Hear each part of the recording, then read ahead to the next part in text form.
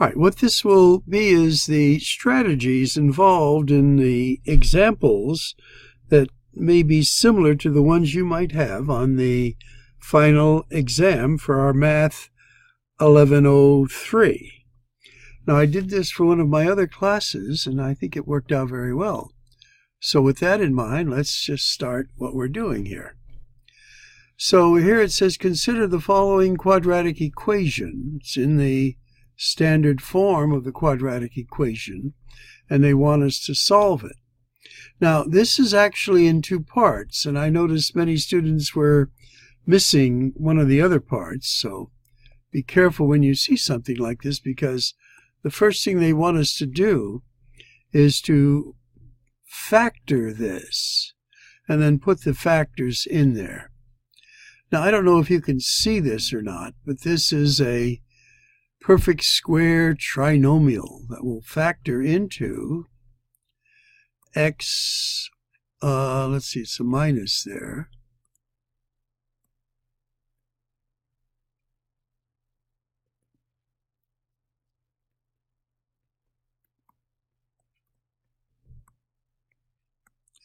And that's the factorization that they want. Now, to solve, once you factor something after it's in standard form, you just equate each of the factors to 0. Well, this one is already to 0, and then this one to 0. So let's just do this one, since they're both the same. I'm going to transpose that, and we get x equals 8. Now, when it's the same answer for both, you only have to write one of them into the system. Okay, let's raise it up a little bit and go on to our next example. I raised it up too much here. Now, in this one, they give you the example, you read it over, but they've actually written out the equations for you. So this is systems of equations. And the x amount will be at 6%. The y amount will be at 2%. That's what they're showing you here. And we're saying the x amount is $1,200 more than the y amount. So again, what would the strategy be? Well, remember, in situations like this, we can use the addition method or the substitution method. But the obvious one, I think, here would be the substitution method, where this is what x is. But I would get rid of my decimals by multiplying everything by 100.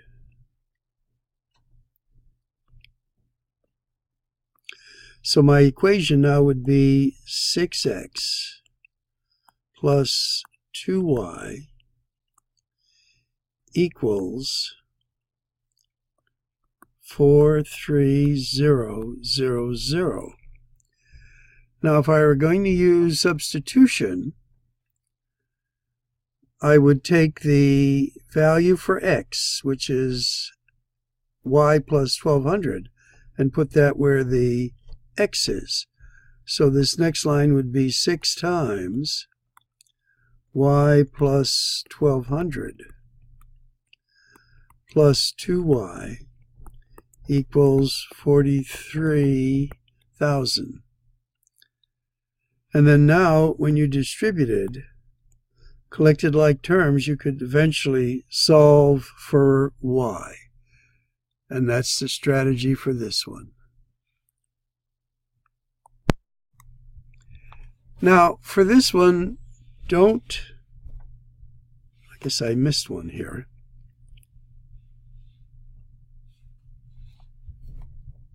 Let me go back.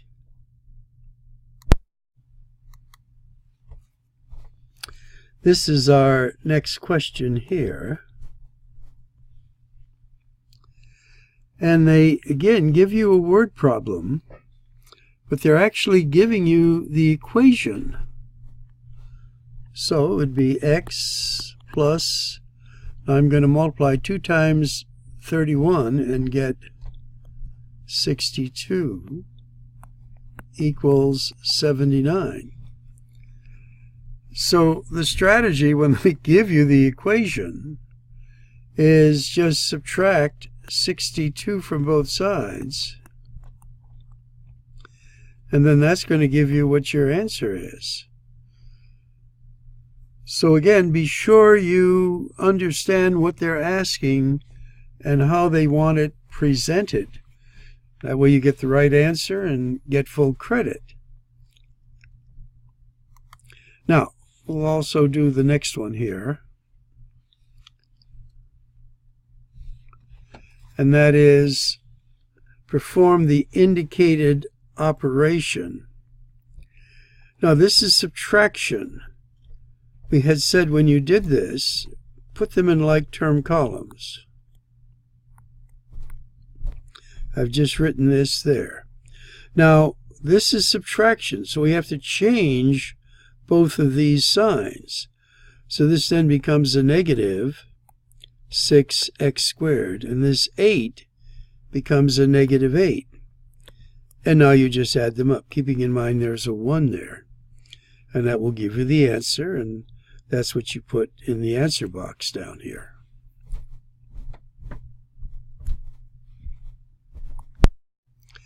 Now, in this next example, they want us to solve this equation and solve it for c.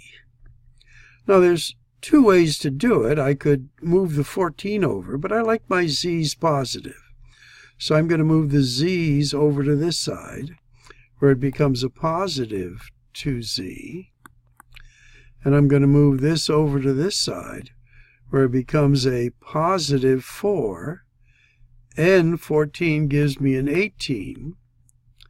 And now I just divide by 2. And I get my answer.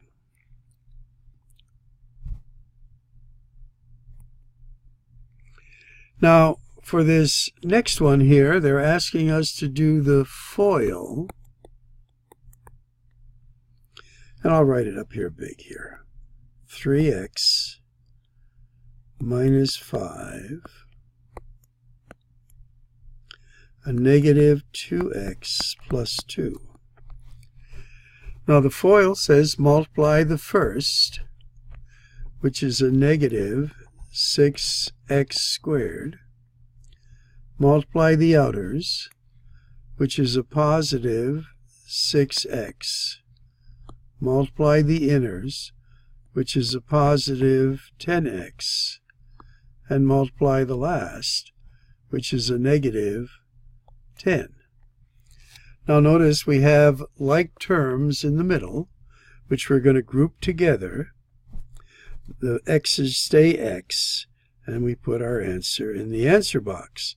And again, you're writing this on your blue sheet.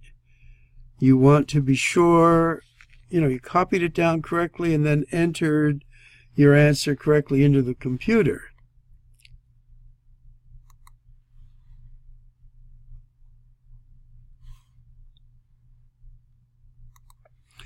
And we'll move on to our next. Now, in this example, what do we do first? Do we multiply the 4 or do we do the exponent? And if you said do the exponent first, that is correct. So you want to square a negative 4. That'll give you a 16. And this is the power rule. So we're multiplying. 4 times 2 here is m to the 8th. Now that's in parentheses. Now we multiply it by 4, and that will give you your answer. Now this next one down here, you might think, well, I'll multiply these and get an answer. But if you did it that way, you didn't read the instructions of what they want you to do. And so many have gotten this wrong here. I'm putting a number of stars to remind you. Read the instructions. They want you to factor out the common binomial. So I'll clear it up. Now, what is the common binomial? Well, it's this. So how do I write it? Well, you're going to put that in a parenthesis, 3x minus 5. That's your common factor. And then you bring in your others, 8b squared minus 7a. And that's what you write in your answer box. Don't multiply. They're asking you to factor. That's a little reminder. So many got that wrong on the chapter test because they didn't read the instructions. Factor out the common binomial. You put that in one set of parentheses and bring in your other terms and write those in a parenthesis. Now this is related a little bit to the AC method, where if you had this as its 4 terms, it would say factor by grouping. What could you take out of the first? What could you take out of the second 2's? And then you would end up like so.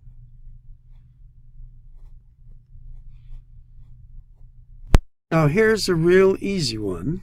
And what do they want you to do? Well, to simplify it,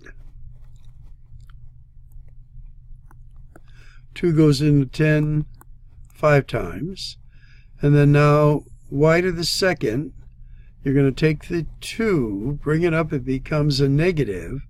So you get y, 5 minus 2 is y to the third. And in some of these, I'm giving you the answers, I know, but that's all right. We'll let it slide. All right, let's move it up a little bit, and we'll get our next one here.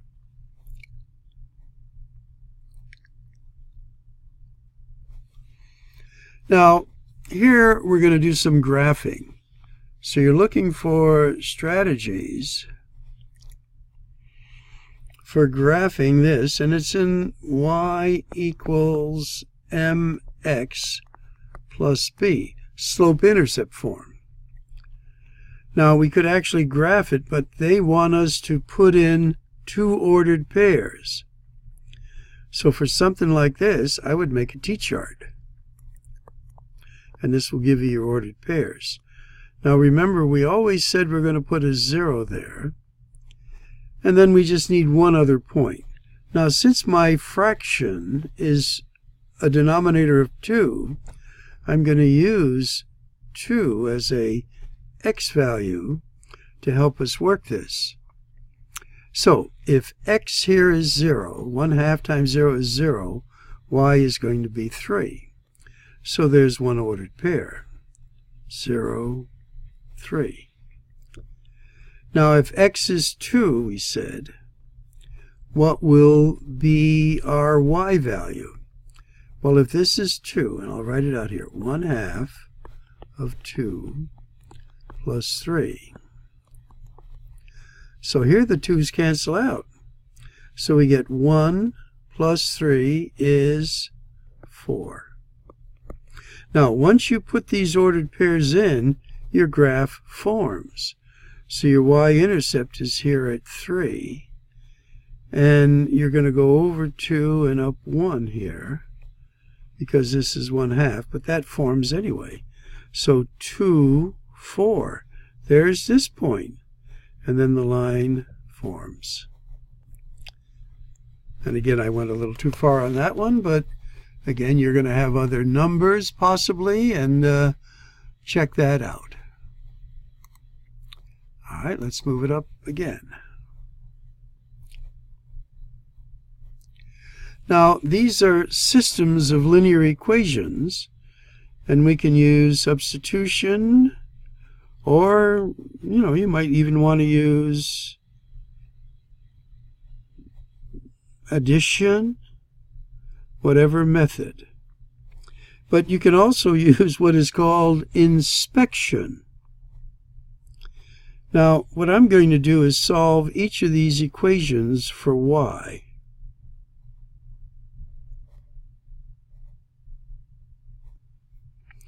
So here, let's write it up here. I have 7y equals, that's my 7y. I'm going to transpose this. This is now 7x, and then minus 7.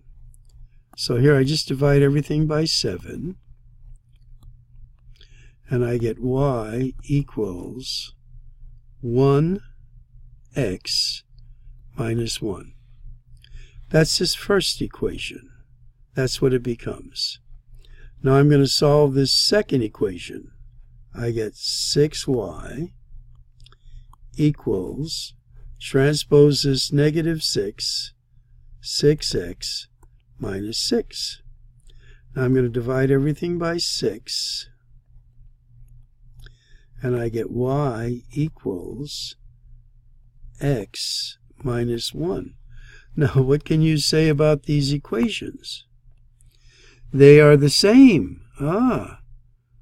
So, through inspection and then solving for y, which is a good technique, we see that they're the same equations, so the answers are dependent.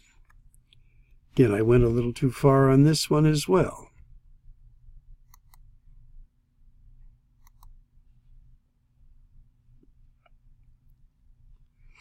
Now, for this one, we are asked to determine whether the pair of lines are parallel, perpendicular, or neither. And the strategy for this one, again, is to solve it for y. So let's do that. Our top one will be y equals, there's our y, transpose that. That's going to be a 32x plus 10. There's my top equation. Now, I have 4y. Transpose the negative 8x becomes 8x plus 6. Divide everything by 4. I now get y equals 2x plus 3/2. Now we look at what is in the the slope position. Y equals mx plus b. Looks like we're getting a phone call in here.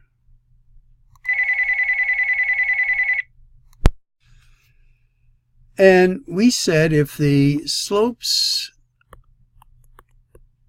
this is like a little review, were the same, but the y-intercepts were not the same, then the lines are parallel. So here, definitely the slopes are not the same, so they're not parallel.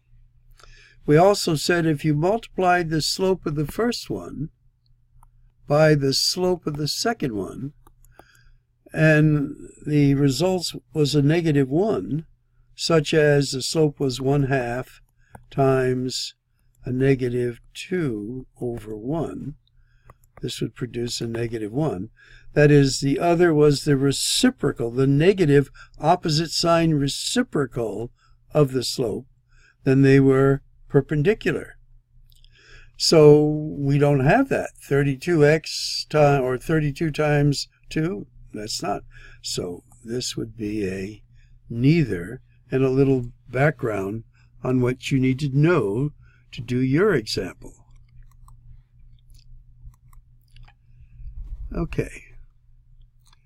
Now we had a number of these, and again, strategy for figuring them out.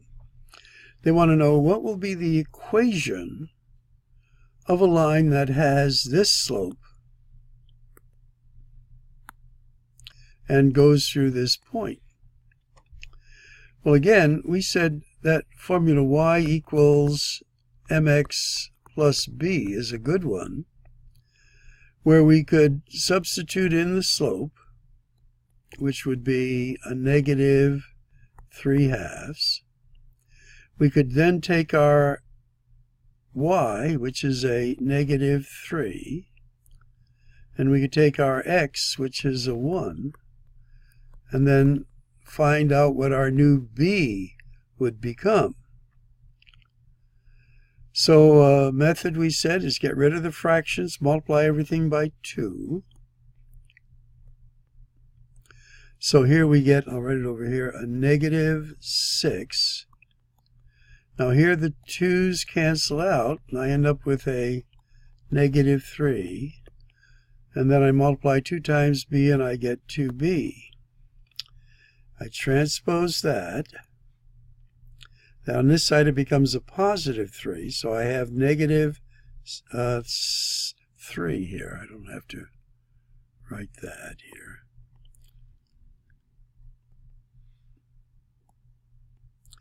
Equals 2b. And now I divide everything by 2. And my new b, and I'll just erase this, is a negative 3/2. So what do I write in my box here?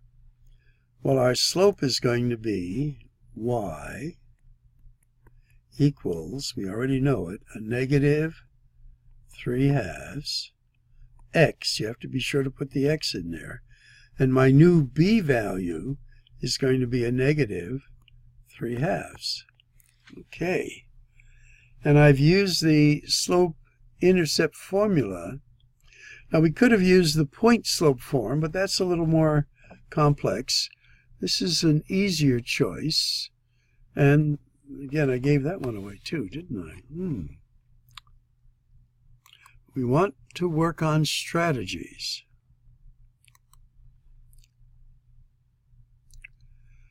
Now in this next one, we have this equation to solve. And one of the techniques is combine like terms. So we have a negative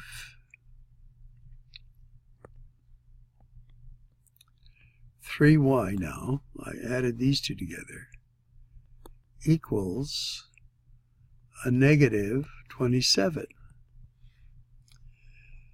Now to solve for the y, I have to do a divide here by a negative 3. Whatever the numerical coefficient of the y is, that's what you divide both sides by. Now here, these cancel out. I end up with a positive y. And here I'm going to end up with a positive whatever this becomes. Again, I'm giving away too many answers, but I wanted to give you the strategy. Now here's the Pythagorean Theorem. And we know that this squared here, and this is squared, and this is squared, that we had a squared plus b squared equals c squared. But we have c and a, but we don't have b. So we could transpose that. We get b squared equals c squared minus a squared.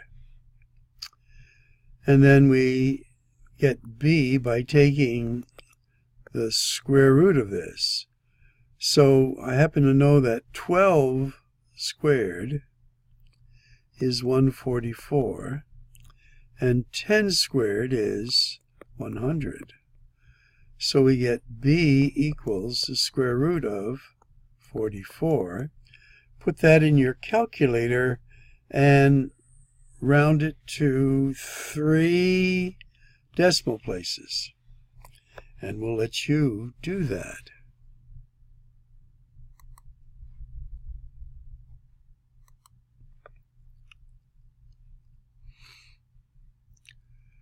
Now we have a rather easy equation here. So let's just review the easy ones too. V plus 15 equals 6. Now you can transpose that, or I see some of you are using this method. Subtract 15, subtract 15, and that will give you what v is. And of course it's going to be a negative something. Now here, and by the way, in looking at all of these, I have never seen one on test that is not factorable. So is it in standard form? Yes. Is there any common factor? No. Then you put two sets of parentheses underneath, and since our a value is 1, this is easy, x and x. And we're looking at factors of 40 that have a difference of 3. So you start going through them. 1 times 40, 2 times 20, 4 times 10. But none of these have a difference of 3. Then you try 5 times 8. Oh, that one has it. So that's what you're going to put here. And I'll let you figure out what the signs would be. Okay, your middle term needs to be a positive 3.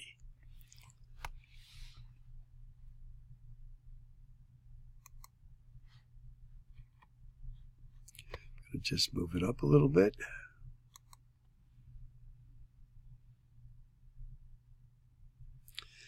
Now, for this one, we have these two equations, and the strategy is to put this information into these slope-intercept formulas down here. So let's write that. This is y equals mx plus b.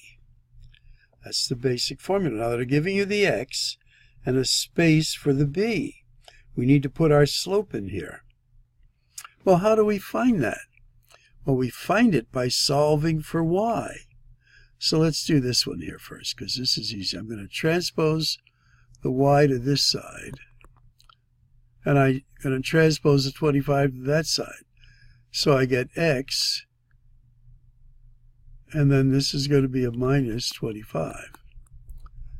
So for the first one, I'm going to put y, and that's there already. Equals is there already. What is my slope? My slope is 1. So I would put a 1 there. And what is your b term? Well, it has a plus, but we're just going to put our b term in there, which is a negative 25. Now for this other equation, 2y is over on this side already, so I'm going to transpose that other. That becomes a negative 2x on that side, equals 110. So I just move the 2x over to this side and changed its sign. Now I divide everything by 2, and I get y equals, this is going to be a negative 1x, and this is going to be 55. So here I'm going to put a negative 1, and then here I'm just going to put in 55. Now when you put this into your boxes here, the equation actually forms wherever it's going to form. One is negative, so it's going to go this way, and it's going to form somewhere, and that'll give you the points that you then put there. And I don't want to give anything away. I'm giving things away, of course, but not too much. I'm looking for strategy. So the strategy here would be to solve these equations for y, a positive y. Put your values in here. And of course, you've been practicing this, and that's what gives you the confidence that you're going to get these correct, because when you did your certify, you got them correct.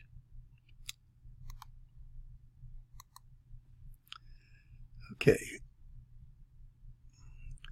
Now for this next one here, the strategy would be to place these values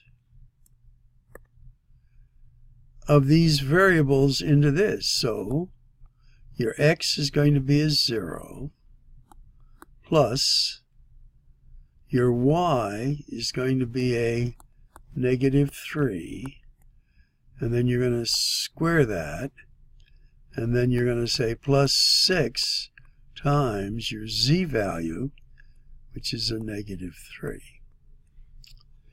So this is, in a sense, if I want to write it again, is -3 now squared plus this is going to be a -18 here. Now, squaring a negative makes it positive. And then you have to add that and get the right answer. Again, I'm showing you strategy here. Now, you can bring in questions, of course, and ask if you're not sure about something. In fact, if you even want to find out what the answers are, you can ask me. All right, now this one here is they want us to do what? Well, they want us to factor it. Rule number 1, is there a common factor? Yes, you can take a 3 out of both of these, and you get x squared minus 9. But now, in the parentheses, you have the difference of perfect squares, which will factor into its conjugates. X and a 3, x and a 3. One's plus, one's minus. The difference of perfect squares. This is what they factor into. And we had the little touch of blue there, which I thought was nice. All right, going on to this next one. This one is in 3 different parts. There's an A, B, and C to it, so you have to sort of know all of them. Which formula do we choose? And the answer is this one here.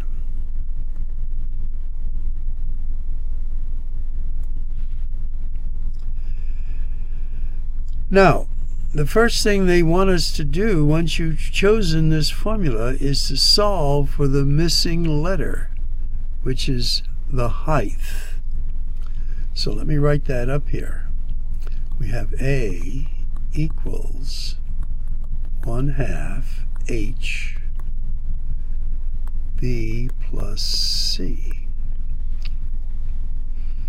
So we want to solve for the letter h.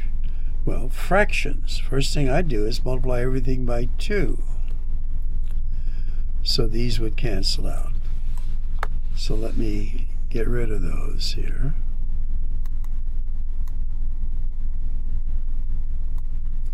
So with a half, you're multiplying both sides by 2. All right, now what do you do? Well, to get the h by itself, we have to divide both sides by b plus c. So now these cancel out. Okay. So this is what you need to write. H equals 2 capital A over b plus c. Now I remember doing this a number of times in the past. It was on a couple of tests and things. And you need to know how to solve for a particular variable. Now, what you're going to do, they tell you the trapezoid is this many square meters. So that's going to be 2 times 7. This will be 14 on top. And then your B and C are 5 and 9. So 5 plus 9. This is a 9. Will equal h. Now I'll let you figure that out. But that goes in the 3rd step. First step, pick out the formula. Second step, show the equation. And I can get rid of all of this now here too. Maybe that'll help. So it's h equals 2a over this. Then substitute your values here into the various things, and that gives you your answer for step 3. Okay, let's go on here. Raise this up a little. Now for this next one, we have this trapezoid triangle, and we're using the Pythagorean Theorem. All right, so what do we need to do here? Well, this squared, I got to get my pen going. This squared plus this squared equals c squared. So we get 9. 3 squared is 9. 4 squared is 16. That equals c squared. Add these together, this is 25. Take the square root of both sides. Square root of c squared is c, and the square root of 25 is what c would equal. But I'll let you figure that one out. You can almost do that in your head there, of course.